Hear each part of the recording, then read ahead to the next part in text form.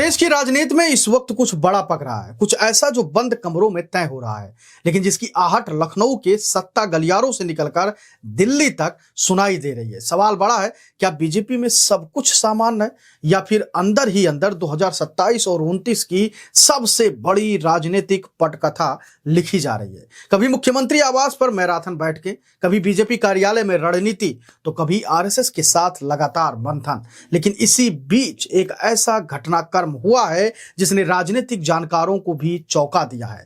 9 साल में पहली बार बीजेपी की सबसे ताकतवर कोर कमेटी की बैठक मुख्यमंत्री आवास के बजाय डिप्टी सीएम ब्रजेश पाठक के घर पर हो गई है। और सबसे बड़ा सवाल, उस बैठक में खुद मुख्यमंत्री योगी आदित्यनाथ मौजूद नहीं थे। क्या यह सिर्फ एक सामान्य संगठनात्मक बैठक थी या फिर बीजेपी में बदलते शक्ति संतुलन का कोई बड़ा संकेत?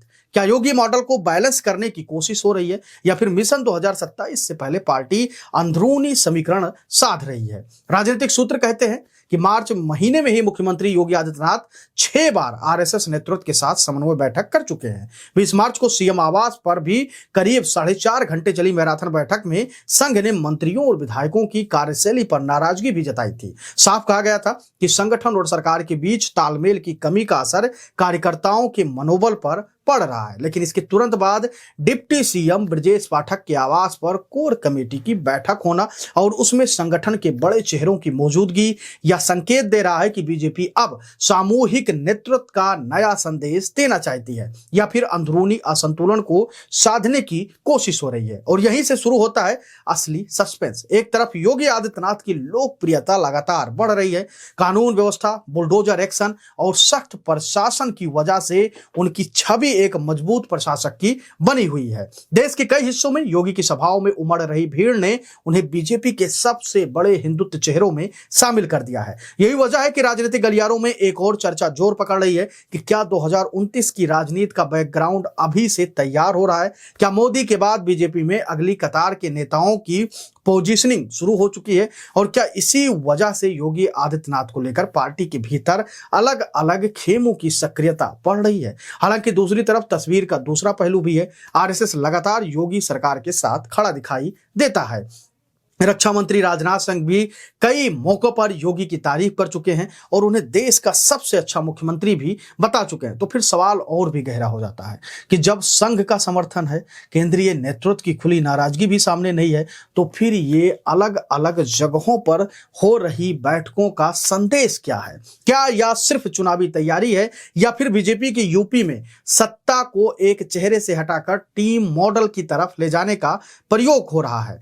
बैठक में मिशन 2027 की तैयारियों पर भी बड़ा फोकस रहा। संगठनात्मक नियुक्तियों की डेडलाइन तय करने से लेकर निगम आयोगों में राजनीतिक नियुक्तियों का रोड मैप, ओबीसी आयोग के गठन से लेकर पंचायत चुनाव की रणनीति तक साफ है कि बीजेपी कोई भी ढिलाई छोड़ना नहीं चाहती है। साथ ही संघ की तरफ से भी यह संदेश दिया गया कि नेताओं की बयानबाजी नियंत्रित हो और जातिगत राजनीति के बजाय राष्ट्रवाद के मुद्दे को फिर से केंद्र में लाया जाए। लेकिन इन सब के बीच सबसे बड़ा राजनीतिक सवाल अभी भी वही है, क्या यूपी में बीजेपी में सब कुछ सामान्य है या फिर अंदर ही अंदर 2027 से पहले सबसे बड़ी रणनीतिक बिसात बिछाई जा रही है? क्या योगी को और मजबूत करने की तैयारी है या फिर शक्ति संतुलन बनाने की सियासत चल रही है? फिलहाल इतना तय है कि उत्तर प्रदेश की राजनीति में जो भी कुछ दिख रहा है, कहानी सिर्फ उतनी ही नहीं है।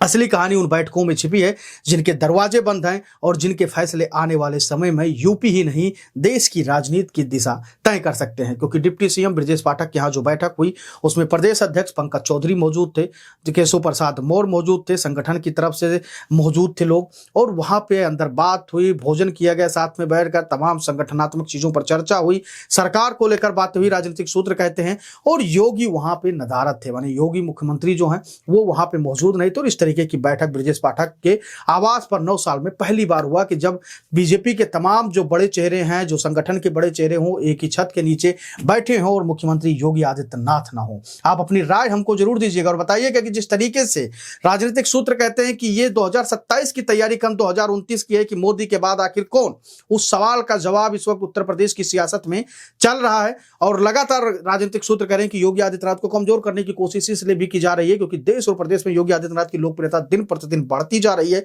और इसीलिए कुछ नेता जो हैं, जो योगी के विरोधी माने जाते हैं, योगी को पीएम पद तक ना पहुंचने देना चाहते हैं, वो लोग योगी के खिलाफ एक बड़ा सियासी माहौल तैयार कर रहे हैं, एक नैरेटिव तैयार कर रहे हैं।